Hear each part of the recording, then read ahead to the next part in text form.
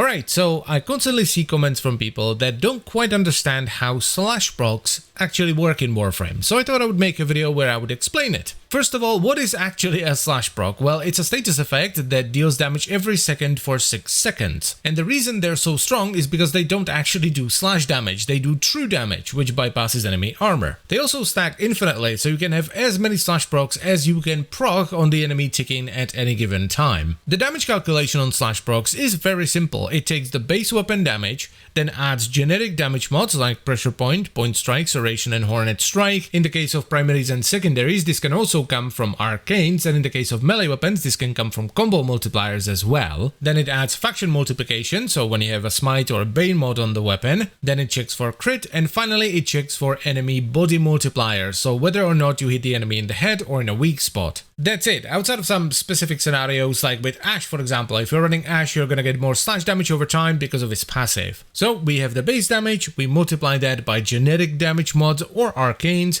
we then multiply that by faction damage, we multiply that by crit multiplier, and then we check for whether or not we hit the enemy in the head. Now, whatever the final number ends up being, you take 35% of that, and that becomes the damage of your slash proc that ticks every second for 6 seconds. However, the reason faction mods are so strong on these kinds of weapons is because the faction multiplier is then applied again to the damage over time. So faction mods double dip on these kinds of setups because they multiply the base damage that's used to calculate the damage of the slash proc, and then they multiply the slash proc as well. This is why they make such a huge difference on damage over time builds. It's because you're getting 2 mods worth of multiplication at once. Now, what most people seem to be confused about here are actual slash mods like Buzzkill or Fanged Fusillade. These don't increase the damage of your slash procs. This, as I've explained already, is because the damage of the slash proc isn't calculated from just slash damage, it's calculated from base damage. This is why you can get very juicy slash procs from weapons that do no slash damage via things like Hunter Munitions or even Hemorrhage. But, and this is what I think actually confuses people the most, outside of some specific scenarios like proc conversion or force procs,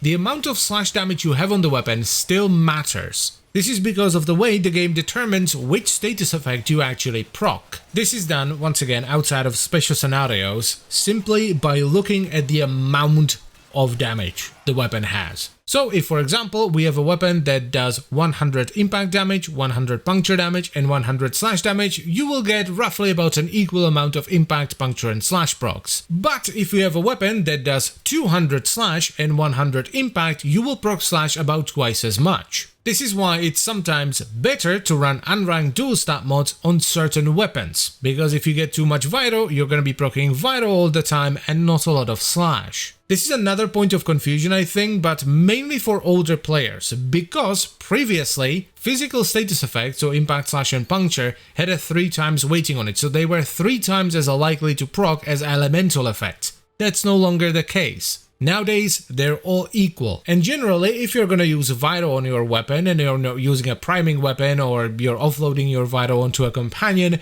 you want roughly about a 2-to-1 ratio of slash and Viro. This is why you would use slash-based mods like Buzzkill, Carnis Mandible, or Fanged Fusillade. It's not to increase the damage of the slash proc, but rather the priority of the slash proc, right? So it procs more than other status effects. It's why you would never use these mods on weapons that do primarily slash damage. You would only use it on weapons where slash makes, let's just say, less than 50% of the weapon's total damage. Because if you don't use it, you're gonna get a bunch of other status procs that you don't necessarily want, which are mostly going to be puncture and impact. It's also why you generally don't want to run Viro and heat on slash-based weapons, because the heat will get in the way of your slash. And that's pretty much all there is to it, so I thank you very much for watching. As always guys, I hope you've enjoyed the video and found it helpful and you now understand slash procs a little bit better. I would also like to extend a special thank you to all the channel members. Thank you very much guys, I really appreciate your support. And if you would like to become a channel member as well, by the way, you can check out the memberships and stuff down below.